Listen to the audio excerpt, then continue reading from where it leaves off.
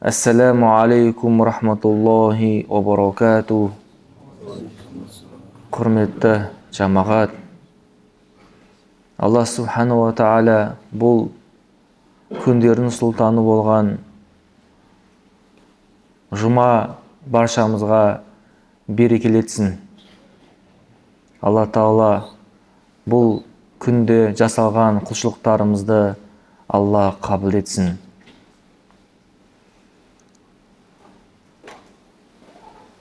Бүгінгі жұма уағыздың тақырыбы Рамазан, рухани кемілдікке жетелейтін мектеп. Яғни тақырыбымыз Рамадан жайында, Рамазан айында ораза тұтудың үкімі жайында.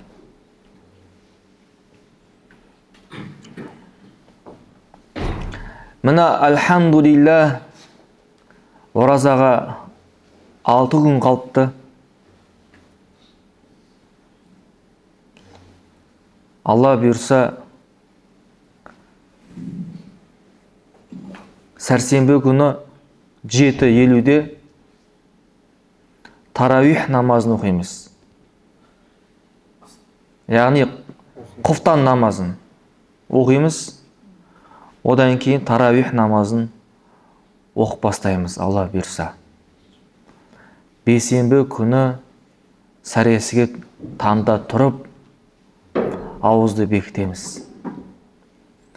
Таң намазын уақыты, таң намазын кіргеннен бастап 20 минуттан кейін қамат айтылып парыз намазын оқимыз. Осыны ескеру керек. Түсінесіз ба? Бұны тағы да жамағат жиналғаннан кейін тағы да айтып өтеміз. Құрметті жамағат, намаз парыз болғандай, ораза да парыз. Рамадан айында ораза ұстау ол парыз, құлшылық, ғибадат. Ислам 5 нәрседен құрылған дейді пайғамбарымыз саллаллаху алейхи уассалам. Біріншісі калима шахада.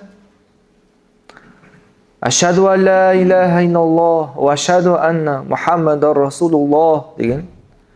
Алладан басқа ешбір тәңір жоқ, Құдай жоқ. Мұхаммед Алланың елшісі әрі құлы деп куәлік ету. Жүрекпен растау, мойындап иман келтіру. Одан кейін намаз, ораза, зекет, хажылық. Білесіздер бұны. Енді ораза бұл ерекше ай ғой. Ерекше ай. Тақуалыққа жетелейтін ай. Рамазан ол Алланың кеңшілігінен бізге берілген сый. Ол уақыттарда құлшылықпен адам әуре болу керек. Ғибадатпен, зікірмен, Құран оқумен, Алланы ұлықтаумен. Алла субхана ва тааля Құран-ы кәрімде былай дейді. Астаизу билlah. Я айюхаллазина аману. Ей иман келтіргендер. Кутиба алейкумус сияму кама кутиба алаллазина мин қабликум. Сендердің алдын үмбетке ораза фарыз болғандай сендерге ораза, Рамазан айында ораза тұту фарыз болды дейді. Фарыз ол орындауы міндетті. Тек қана өзірлі жағдайларда себептер бар. Оларға Алла Тағала жеңілдік берген. Қараңызда сол аяттан кейін, сол аяттың жалғасында лааллакум таттақун дейді. Ораза тақуалыққа жеткізеді дейді. Яғни тақуалыққа жетерсіңдер дейді. Тақуалыққа аяқ басады дейді. Түсіндің ме? Бұл тақуалыққа жетелеу керек. Ораза ол ішіп жеуден және жыныстық қатынастан тыйылу. Таң атқаннан бастап кеш батқанға дейін, дұрыс па?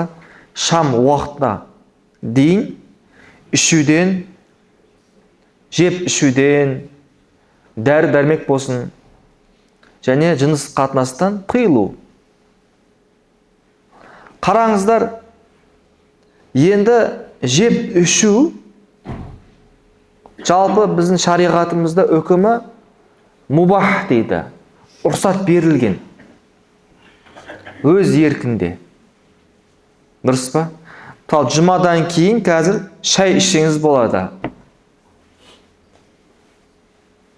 Өз еркіңізде. Оған сауабы жоқ, күнә жоқ. Алайда Рамадан айында ішіп жеу тұрақты, денсаулығы бар, өзірі жоқ адамға ішіп жеу харам болады. Және жыныстық қатынасқа келу, түсу. Ол не? Шариғатта қатаң түрде тыйым салынған нәрсе. Енді тақуалыққа шақырады ғой, дұрыс па? Енді қараңыздар. Әдетте біз басқа айларда ішіп жейміз. Ол күнделікті үйреншікті нәрсе. Ал енді осындай мубах нәрседен біз тыйылсақ, ішіп жеуден тыйылсақ, көрдіңіздер ме? Күнә істерден тыйылу одан да не? Жеңілірек болады дейді. Көрдіңіздер ме? Өйткені ол Рамадан айындағы ораза біз періштелер секілді. Олар құлшылық қылады, болды. Басқа еш нәрсе жасамайды. Олар ішіп жемейді. Олар жыныстық қатынасқа түспейді. Оларда ер әйел деген нәрсе бөлінбейді. Сол бір уақытша, бір сағатта соларға ұқсап кетеміз біз. Бір тарапы да әлбет түгел емес. Біз ішіп жемейміз. Біз тек қана құлшылық жасаймыз. Әлбетте біреудің жұмыстары бар. Ол адал ризықты іздеп, адал жұмыс істесе, ол құлшылықта ол. Бауырлар, ол ғибадатта ол. Өзін, отбасын адал кәсіппен жұмыс істеп, жұмысы адал болса, ол ниетінде отбасын асырау болса, оның бәрі уақыты құлшылықта. Құрметті жамағат. Пайғамбарымыз саллаллаху алейхи уассалам айтады, адал саудагер ертең қиямет күні шыншылдармен, пайғамбарлармен, шахидтермен бірге болады дейді. Ораза тақуалыққа бізді жетелеу керек. Өзгеру керек адам.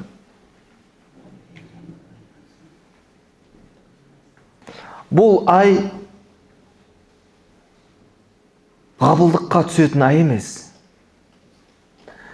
Бұл айда ғабылдыққа түспасақ, кешірілмейді. Өйткені пайғамбарымыз саллаллаху алейхи уассалам айтады. Минбарға шығып айтады.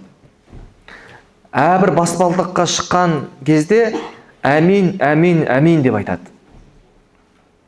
Оның сырын сахабалар сұраған уақытта айтады. Кімде-кім Рамадан айына жетіп, сол Рамадан айында ғапылдықпен өткізсе, тек қана ішіп жеуден тыйылды, жыныстық қатынастан тыйылды. Басқа көзді, құлақты, тілді жамандықтан тыймады. Яғни ғапылдықпен өткізіп алып, күнәсі кешірілмесе дейді, оған өкініш болсын дейді. Өкініш болсын дейді. Көрдіңіздер ма, бауырлар? Сол үшін барынша жиналайықшы. Барынша дайындалайықшы. Әрбір сапарға шыққан уақытта біз дайындаламыз. Дұрыс па? Сапарға шығар кезде ол жердің ауа райын көреміз. Киімдерді дайындаймыз. Өзімізге керек нәрселерді алып барамыз. Дәл солай Рамазанға дайындалайықшы. Қазірден бастайық Алладан кешірім сұрайықшы. Раббым, осы құрметті берекелі айда маған құлшылық етуді, құлшылық жасауға жеңілдік берші. Осы қасиетті айда Құранды басынан аяғына дейін толықтай хатым Құранды оқиыншы. Раббым, бұл қасиетті айда таравих намазға келіп, имамның артында толықтай қатысуға, намаз оқуға маған жеңілдік берші деп ағайында шынайы ықыласпен Аллаға жалбарына кіші. Шейх Ибн Атаилла Сакандари керемет сөзі бар. Ман ашрақат бидаятуху, ашрақат нихаятуху дейді. Кімнің басы, бір құлшылықтың басы, бастапқысы қалай басталса, оның соңы да солай берекелі болып аяқталады дейді. Яғни Рамазан айында алғашқы күндерде белсенді күнәлардан тыйылып, Құранмен, зікірмен, құлшылықпен, бос нәрселер тастап, бос нәрселерден тыйылып, өзімізді Аллаға арнасақ, соңынан дейін Алла Тағала осындай ықылас, күш қуат, жеңілдік беріп қояды екен. Осыған мән берейікші. Қалай болса кіре салмау керек Рамазан айға ше. Шынайы дайындалайықшы. Кім дайындалды? Кім арнайы кесте қойды? Раббым, Рамадан айында 30 күн бойы таң намазды жамағатпен бірге оқиыншы.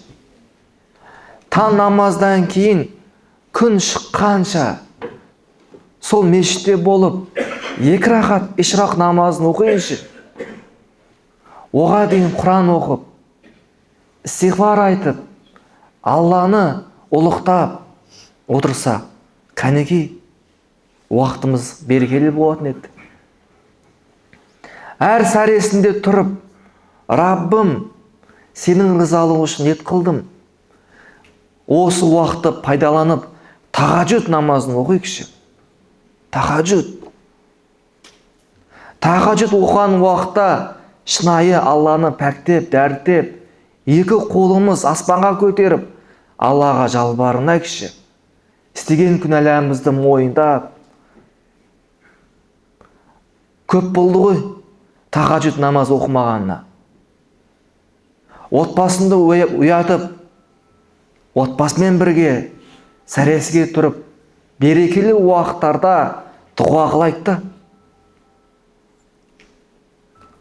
Құрметті жамағат, пайғамбарымыз саллаллаху алейхи уассалам былай дейді: Ман сама Рамадана иманан ва ихтисабан ғуфира лаху ма тақаддама мин занбихи. Кімде-кім Рамазанда иманмен сауабын Алладан үміттеніп солай тұтатын болса, онда алдыңғы күнәлардың барлығы кешіріледі дейді. Алдыңғы күнәларымыз кешіріледі. Бұл кешірілетін ай, бұл тозақ отынан құтылатын ай, жақсылық жасайтын ай.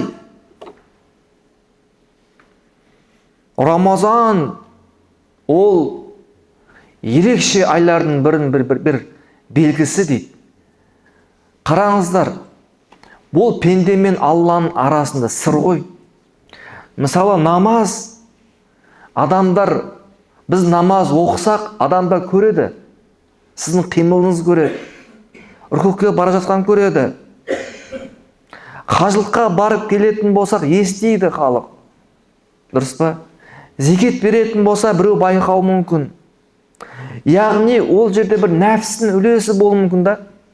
Намазда, қажылыққа барған уақытта біреу айтады, біреу мақтайды деген секілді. Ал оразада ондай емес қой. Күнделікті секілді жүреміз. Оның құлшылығы сыртқа көрінбейді. Тек қана ішіп жөнен тыйлас болды. Бұл да ықылас бар дейді. Ықылас бар. Бұл пенде мен Алланың арасында сыр дейді. Сол үшін қараңыздар. Алла субхану ва тағала, білесіздер, әрбір құлшылыққа сауап берген. Мысалы, жамағат намазбен біз намаз оқитын болсақ, 27 сауап бар. Дұрыс па? Қажылыққа барып келетін болсақ, күнәміз кешіріледі. Зекет беретін болсақ, ол да не? Бір белгілі бір сауаптар бар. Ал енді ораза ондай емес. Оразаның сауабы белгіленбеген дейді. Білесіздер ма? Пайғамбарымыз саллаллаху алейхи уассалам былай дейді. Күллу хасанатин би ашри амсалиха. Әрбір жақсылық дейді. 10-ға көбейтіледі дейді. 10 есе Алланың кеңшілімен ғой. Және иля сабаати ди'фин дейді. Иля сабаа миатин ди'фин дейді. 700 есе көбейтіледі. Көріңіз, әрбір жақсылық 10 есе, одан кейін не? 700 есеге дейін көбейтіледі дейді. Бұл хадистің жалғасында былай дейді Алла Тағала. Бұл хадуси хадис. Илля саума, ораза ондай емес дейді. Яғни ораза кірмейді бұл санаққа. Әрбір жақсылық 10 есеге көбейтіліп, 700 есеге дейін еселейді екен Алла Тағала. Қараңыздар. Ал ораза жоқ. Ораза ондай емес дейді. Ораза бұған кірмейді. Алла субхана ва тағала былай дейді. Фаиннаху ли дейді. Ораза мен үшін тұтқан дейді. Менің ризалығым үшін тұтқан дейді. Ва ана әжзи бихи. Оның сабабын өзім берем дейді. Қараңдар. Алла Тағала өзі берем деп айтқан. Намазың сауабы белгілі. Енді қызық. Не үшін Алла Тағала ораза мен үшін деп атаған? Біз намазды да, қажылықта да Алла үшін жасаймыз ғой. Дұрыс па? Бұл жердегі мағынасы дейді. Нәпсінің үлесі көрінбейді дейді бұл жерде оразада. Намаз оқыған уақытта, сәждеге жатсақ, рүкүге барған уақытта мүмкін бір адам басқа біреу көрсін деп рияға түсіп қалуы мүмкін ше. Ораза ондай емес. Сыр. Ол Алланың ризалығы үшін тыйылды. Болды, оны ешкім білмейді. Ал Алла Тағала осы біздің ықыласымызға қарай сауапты өзім берем дейді. Ағайындар. Сауап деген ол Алланың мейірімі, Алланың рахметі. Пайғамбарымыз саллаллаху алейхи уассалам былай дейді. Лиссаими фархатан дейді. Ораза тұтқаны екі қуанышы бар дейді. Фархатун инда ифтарихи. Бірінші қуанышы ауызды ашқан уақытта. Дұрыс па? Ауызды ашар кезде дуа қабыл болады. Осыған мән берейікші. Кейбір кісілер бар, уақыт өтпей кетті деп не? Әңгіме айтады. Бос әңгіме айтады. Жоқ, бұл әңгімені кейінге қалдыршы. Пайғамбарымыз саллаллаху алейхи уассалам айтады: Ас-саиму ла турадду даъватуху дейді.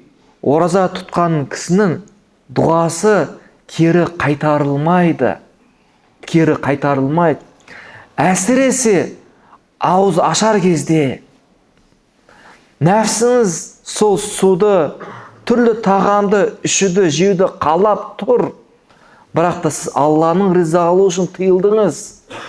Осындай сынақ кезде дұға қылыңызшы. Раббым, әртүрлі мұқтаждығын айтыңыз Алла Тағалаға. Алла Тағала қабылдайды. Сол берекелі уақытта бос нәрсе сөйлемеңіз. Егер де дұға ете алмасаңыз, пайғамбарға салауат айтыңыз.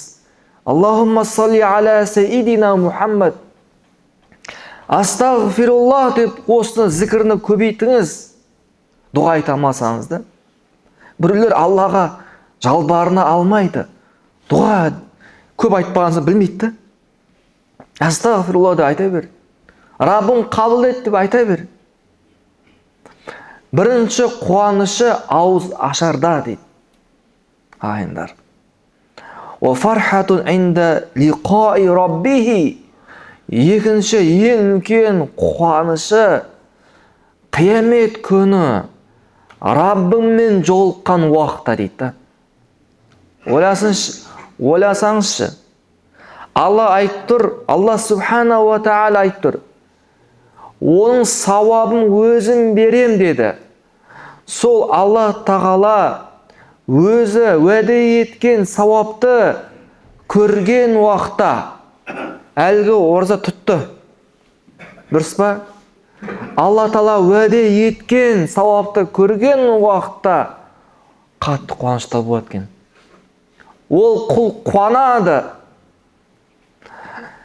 Бәлкім ертең қияметте ораза ұстағандардың арнайы бір жәннаттың қақпасы болады екен. Ол есіктің аты Райян дейді. Көрдіңіз ме? Ораза тұтты. Енді имам Ғазали рахималлах былай дейді: ораза ұстау үшін неге соншалықты сауабы көп деген уақытта сұрақ келуі мүмкін, дұрыс па? Өйткені дейді, ол жерде сабыр етесің. 3 түрлі сабыр бар бізде шариғатта.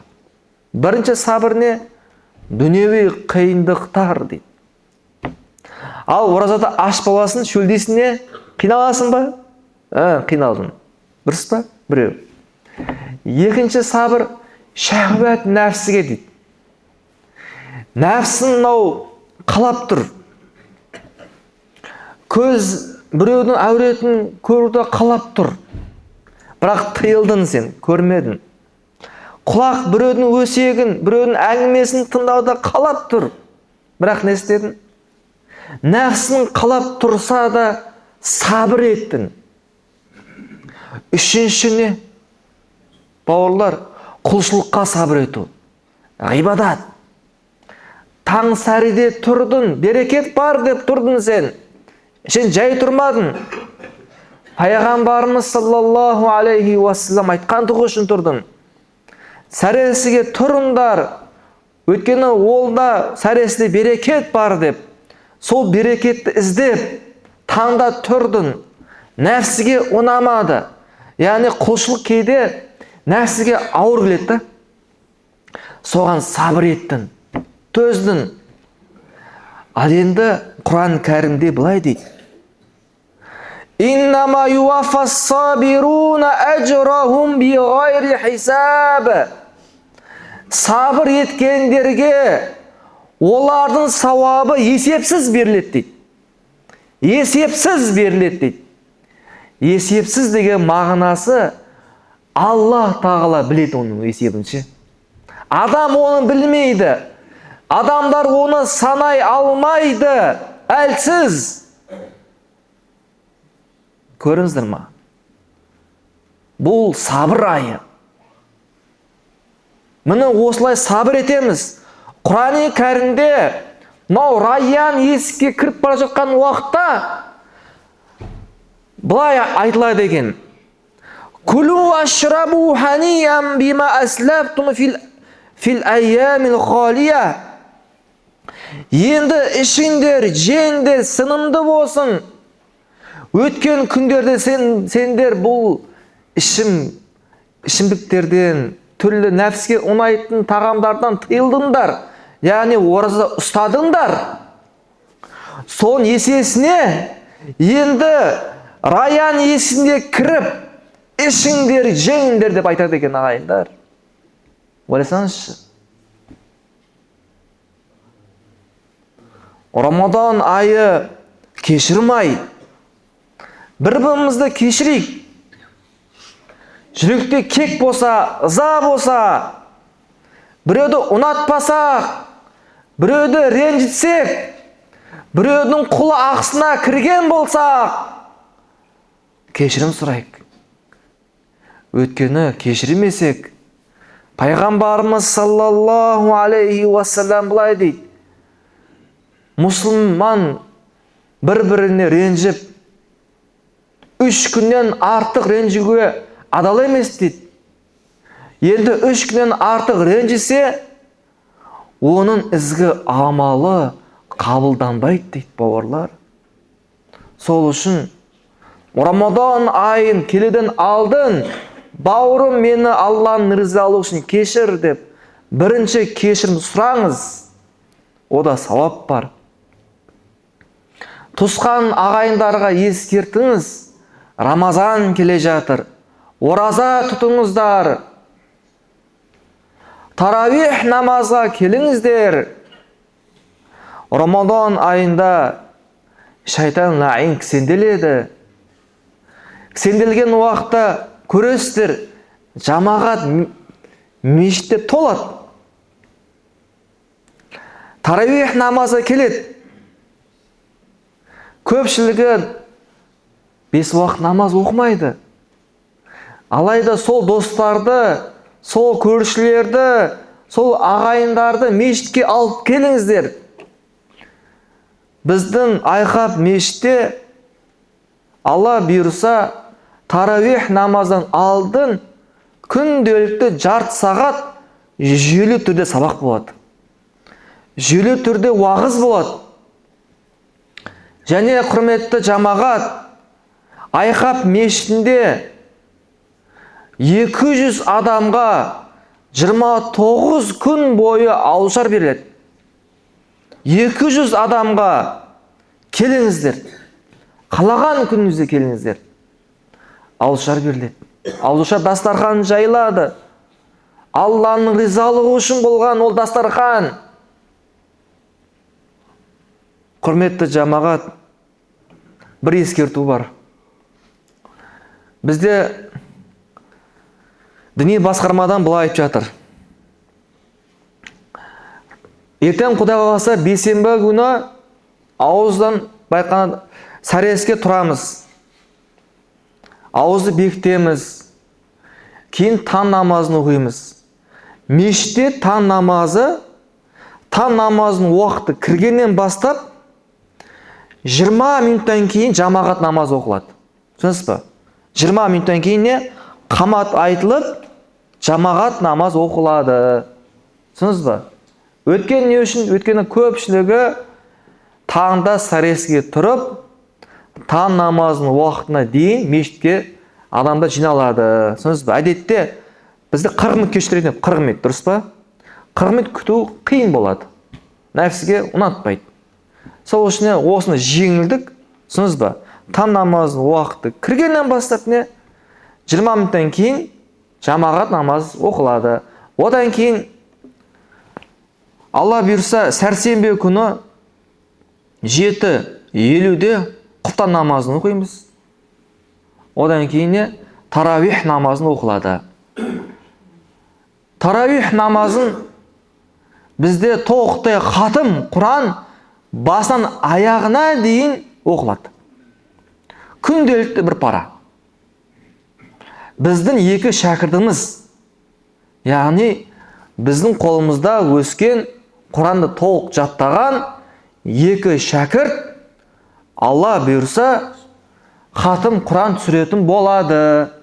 Сол үшін алып келіңіздер. Жамағатты алып келіңіздер. Және таравихтің намазынан алдын, жүйелі түрде сабақ болады. Яғни ауызашар болады. Одан кейін ауызашарда кішігірім уағыз болады. Одан кейін мешітте келіп, бәріміз уағыз тыңдап, насихат тыңдап, жүрегімізді нұрландырамыз, иншалла. Осында жүйе бар. Құрметті жамағат, Рамадан бұл айтқандай тақуалық ай. Барынша күнә істерден тыйылайық.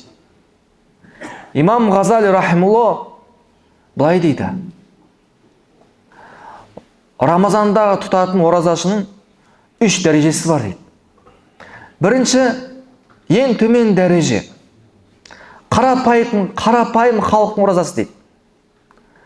Ішіп жеуден қосылан тыйылады болды, бірақ күнә істерден тыйылмайды.